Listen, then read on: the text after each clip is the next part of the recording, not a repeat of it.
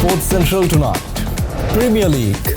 One of Sri Lanka's most looked forward to hockey tournaments, the Sri Lanka Premier Hockey League is all set to get underway in November this year. Thumping win. Sam Curran's all-action performance and Jordan Cox's eye-catching half-century secures another win for the Oval Invincibles, extending their lead atop the table. This shouldn't be it, but they are coming back. But there we go. Punch through the offside from Sam Curran, brings up his half-century. It's been a brilliant half-century.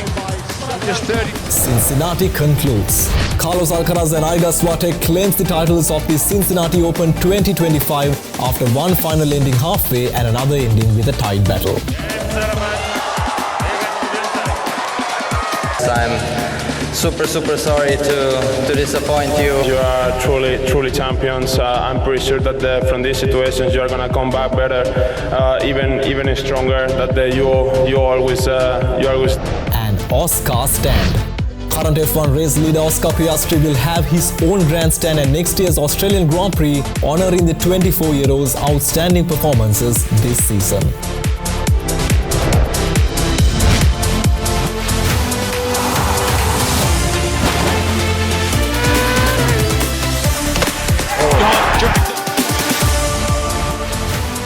From Studio 24C, this is Sports Central. And now, here's Vinut Varnasurya. Hello and welcome to Derana Sports Central, your one-stop shop for everything about sports right here on the home and around the world. We start off with some cricket updates. Former Sri Lankan fast bowler Lasith Malinga has joined the practice sessions of the national men's squad as the team prepares for the upcoming Zimbabwe series. Sri Lanka Cricket announced that Malinga will work closely with the squad's fast bowlers, offering tactical insights and technical expertise until the team's departure to Zimbabwe. The Sri Lankan national team is scheduled to leave for Zimbabwe on the 22nd of August to play a series comprising of 2 ODIs and 3 T20Is. The first ODI between Sri Lanka and Zimbabwe will be played at the Harare Sports Club on the 29th of this month. Moving to schools cricket now, Deva Pathiraja College Rathgama booked their place in the Under-15 Division 1 final by beating Royal College Colombo in the semi-final. The match was played in Kurunegala. The Under-15 Division 1 semi-final between Royal College and Deva Pathiraja College was played at the Malia Deva grounds in Kurunegala. The Royalists batting first totaled 162 runs before being bowled out. In reply, the boys from Rathgama reached the winning target in 49.5 overs, losing 7 wickets. With this win, Deva Pathiraja will meet the winners of second semi-final between Mahinda College and St. Joseph's College in the final. The final will be played on Sunday at the Thurston College grounds in Colombo. One of Sri Lanka's most looked forward to hockey tournaments, Sri Lanka Premier Hockey League, will get underway in November this year. More details on this tournament was revealed at a media conference in Colombo held last evening. Next Gen Hockey Development Society is organising the Sri Lankan Premier Hockey League this time. This year, Sri Lanka Police, Army, Navy, Air Force, CHCR and all Seranaikians and the Royal College Hockey Club will be taking part in this year's tournament. The organisers said that many hockey players with international exposure are expected to compete at PHL 2025. Moving to badminton now, Sri Lankan shuttlers dominated the South Asia Regional Badminton Tournament held in Bhutan. They had won championships in all 3 age segments, under 15, under 17 and under 23 to win the tournament as the undisputed champions. In the under 17 segment, Sri Lanka beat Pakistan 4-1 with Kenneth Arugoda, Netmi Ratnayaka, Senuth Pereira and Vishwani Vanniyarachi performing superbly. They beat Bhutan 5-0.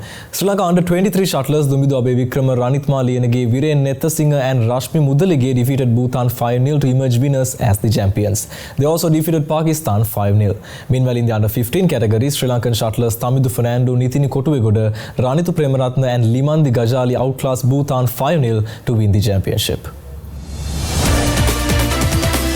Moving to cricket again now, the Mercantile Premier League cricket tournament organised by the Mercantile Cricket Association will start tomorrow. These details were disclosed at a media conference held at the MC Auditorium recently. 6 teams are taking part in this 50-over tournament and matches are expected to be played in Colombo. According to the organisers, the ongoing tournament is conducted in a single group league in 2 stages. The round-robin stage consisting of 6 matches and the final round containing 4 matches. The league phase of the event, which commenced late last month, concluded last Thursday, and the 4 teams, according to their league standings, are now set to advance to the crucial final round, which is to be conducted on the IPL system. Qualifier 1 will take place tomorrow between League Number 1 and League Number 2, with the winner going straight to the final and the loser to play in the Qualifier 2. On the same day, in the Eliminator 1 between League Number 3 and Number 4 will be played with the winning team to meet the loser of Qualifier 1. The Qualifier 2 will be played on the 26th of August with the winners to qualify for the final. The final between the winner of match number 7 and winner of match number 9. According to the tournament organisers, all matches will be supervised by an MCA-appointed match referee, with the officiating on-field umpires being assigned by the Association of Cricket Umpires Sri Lanka and officiating scorers assigned by the Sri Lanka Cricket Scorers. Time for a quick commercial break, but don't go anywhere. There's plenty more action coming your way on other Derana Sports Central. We'll be right back.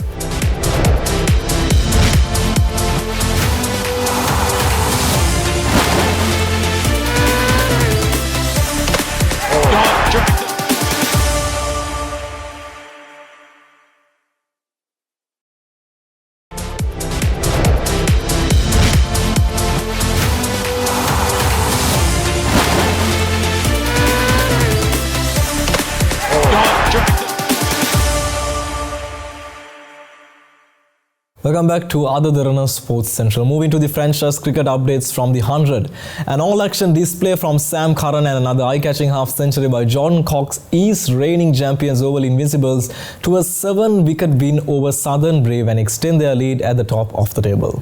Australian left-arm Jason Behrendorff making early inroads when he had both James Vince and Louis Deploy caught at short third by Tom Curran, who then knocked back Laurie Evans off stump to leave the Brave 32 for 3. Oh, he's looking to go to the leg side, but he's got high. And Tom Curran again with another catch. And he's bowled him. Tailing it back in. He had a bit of a plan and it seems to have worked. Tom Curran in the action. 2 catches and a wicket. Things went from bad to worse from the host when Rashid Khan was thrown the ball. He stroked 3 times in his opening set to send Jason Roy, Michael Bracewell and James Coles on their way. Those scalps took Rashid to a competition high haul of 10 in the 100th this summer. Rashid Khan is on a hat-trick. Oh! It's the googly.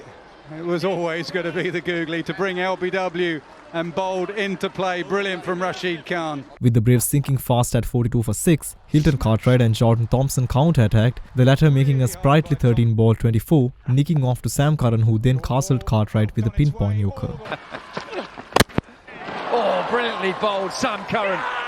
Wonderful bowl. Curran struck again to dismiss Geoff Archer with a super slow delivery before Mills was the last man out, run out by a live wire Curran to end the Brave innings on 133 for 98 balls. So a quick single.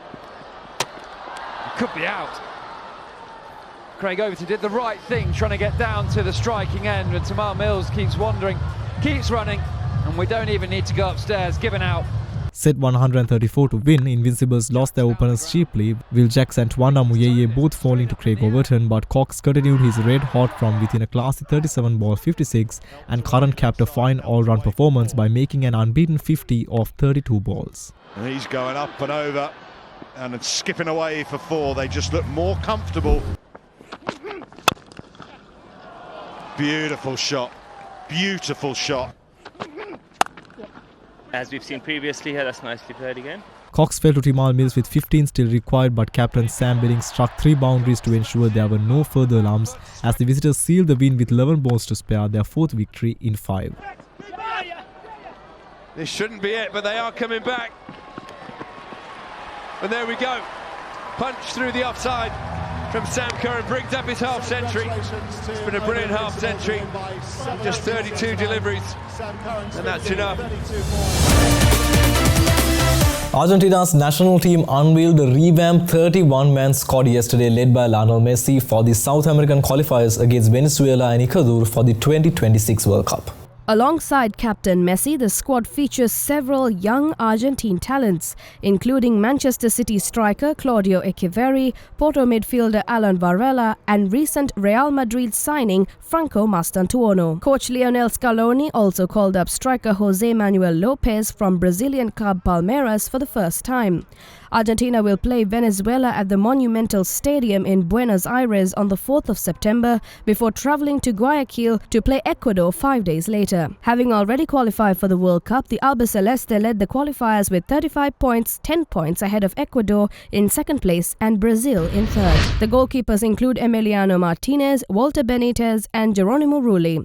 Christian Romero, Nicolas Otamendi, Nahuel Molina, Gonzalo Montiel, Leonardo Balerdi, Juan Foyth, Nicolas Tagliafico, Marcos Acuna, Julio Soler and Facundo Medina are selected to the sword as the defenders. Midfielders include Alexis McAllister, Ezequiel Palacios, Alan Varela, Leandro Paredes, Thiago Almada, Nicolas Paz, Rodrigo De Paul, Giovanni Lo Celso and Valentin Carboni. Claudio Echeverri, Franco Mastantuono, Giuliano Simone, Angel Correa, Julian Alvarez, Nicolas Gonzalez, Lautaro Martinez, Jose Manuel Lopez and Lionel Messi will be the forwards in the squad. Meanwhile, Tottenham Hotspur captain Christian Romero has signed a new 4-year contract to commit his future to the club. The 27-year-old Argentina centre-back joined Spurs from Atlanta in August 2021, initially on loan before the move was made permanent the following summer. He has made 126 appearances for the club, scoring 8 goals and captained the side in the Europa League final as the Tottenham beat Manchester United to end their 17-year wait for a trophy. After being heavily linked with a move to the Atletico Madrid over the summer, Romero was named club captain by new head coach Thomas Frank, and the deal ensures he will remain under the contract in North London until 2029.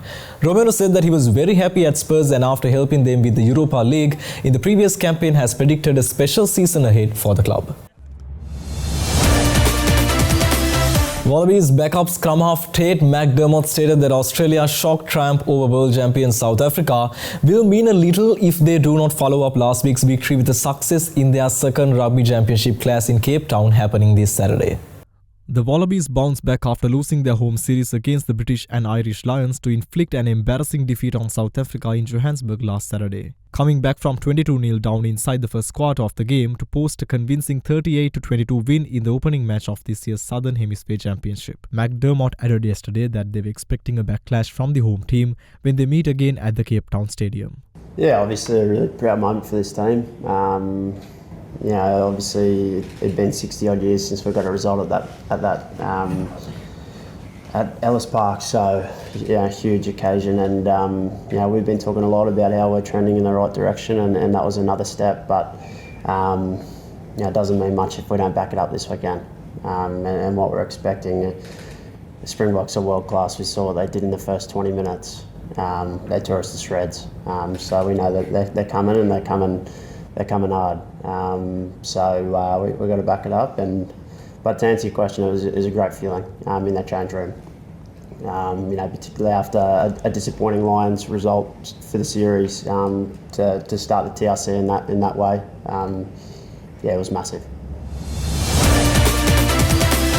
Let's move into a short commercial break. More sports action coming your way on Other Than a Sports Central. We'll be right back.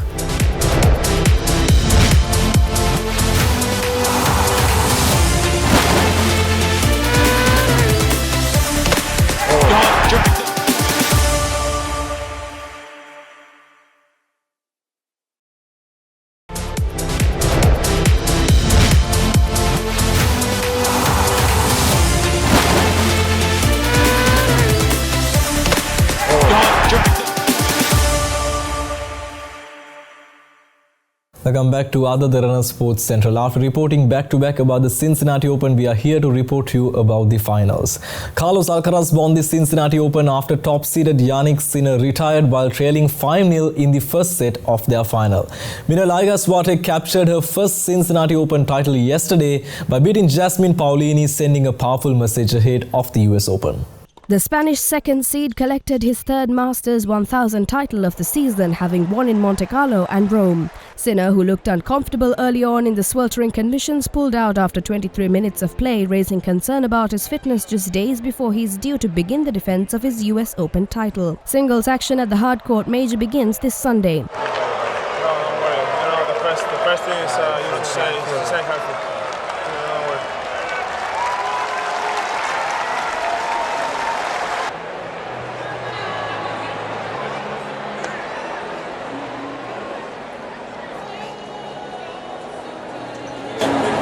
first, usually I start with the opponent, but today I have to start with you guys. I'm super sorry to disappoint you. From yesterday I didn't feel great. I thought that I would improve during the night, but it came up worse. So I tried to come out trying to make it at least a small match, but I couldn't handle more. So I'm very sorry. I can't say anything you don't know already, but as I said many times, you are truly champions. I'm pretty sure that from these situations you are going to come back better, even stronger. That you always do, and that's what really true champions does. And you are a really one. So sorry, and come back stronger.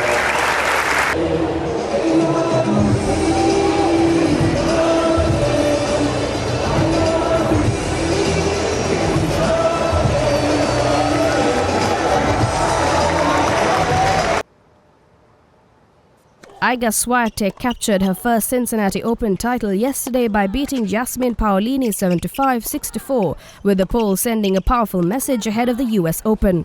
The six-time Grand Slam winner did not drop a set on her way to the title and was clinical in the final, converting all 6 of her breakpoints to secure an 11th WTA 1000 crown and the first since last year's Italian Open. The win also ensures Wimbledon champion Swiatek will climb back to world number 2, securing the second seed for the final major of the year at Flushing Meadows, where singles action begins on Sunday, August 24th.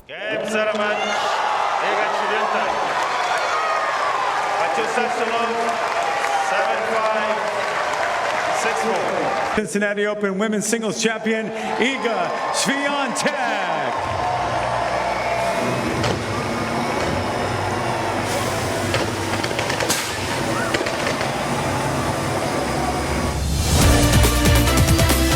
The World Games flag was lowered during the closing ceremony in Chengdu, China, as the event drew to an end. Organizers confirmed 34 sports made up of 60 disciplines and 256 medal events took place in the capital of Sichuan province over the last 2 weeks. Athletes from 116 different countries gathered at the Chengdu World Expo Park for the ceremony, where speeches were made by the governor of the Sichuan province, Shi Shaolin, and International World Games Association President Jose Perurene. The competition is held every 4 years and features events not in the Olympic program, including fin swimming, canoe polo, and tug of war. Karlsruhe will host the Games in 2029, and Lord Mayor of the German city, Dr. Frank Mentrup, was on hand to receive the flag and welcome athletes and fans to join him in 4 years' time. The World Games will take place in Germany, in our city of Karlsruhe, and thus in the very heart of Europe. We look forward to welcoming all of you with open arms in 4 years. Dear friends, I now declare the 12 World Games Chengdu, China, closed. Thank you. Gracias.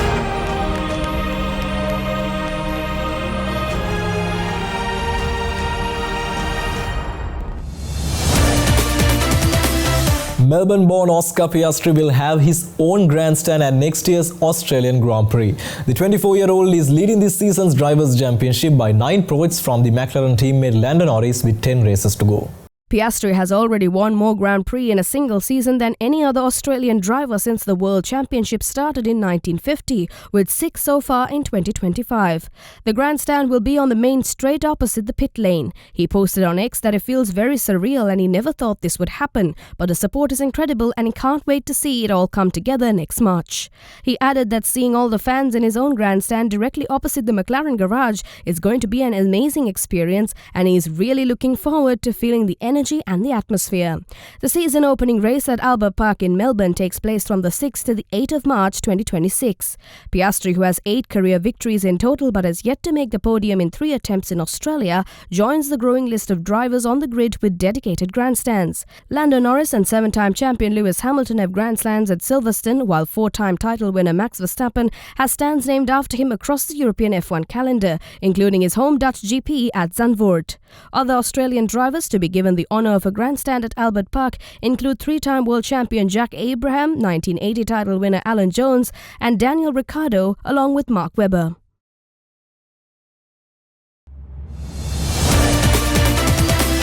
Well, that wraps up today's edition of Other Derana Sports Central. Stay with us as we bring you the latest highlights, results and all the action from the home turf and around the globe. Well then, until tomorrow, I'm Vinod Varnasuri signing off. Have a very good night.